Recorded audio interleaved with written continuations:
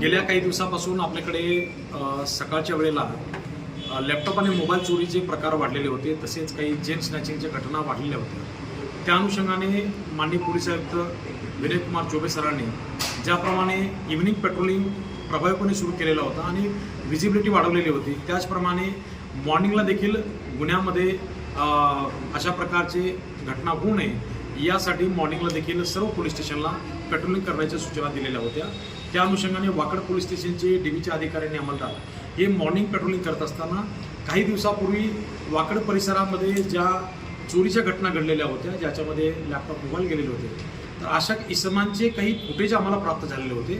असे संशयित इसम मॉर्निंग पेट्रोलिंगमध्ये चेक करत असताना एक इसम काळेवाडी परिसरामध्ये त्यांना संशयितरित्या मिळून आला। त्याची झडती घेतली असता त्याच्याकडे काही मोबाईल आणि लॅपटॉप मिळाले।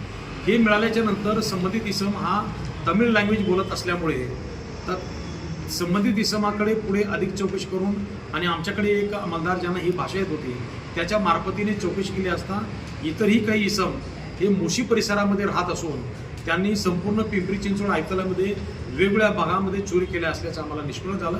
संबंधित मोशी परिसरामध्ये त्यांची रूम आम्ही चेक केली असता ते इतर जे साथीदार होते ते सर्व पळून गेलेले होते आणि नंतर मग ज्या वेळेला त्यांची माहिती घेतली तर एक ट्रॅव्हलने ते बेंगलोरकडे तामिळनाडूकडे जात असताना निष्पन्न झाले आणि त्यांना ट्रॅक करण्यामध्ये सर्व आमचे डीबीचे अधिकारी आणि अंमलदार यशस्वी झाले। त्यांना कात्रजच्या परिसरामध्ये ताब्यात घेण्यात आला आणि त्यांच्याकडून पुन्हा आणखी काही मोबाईल आणि लॅपटॉप जप्त केले।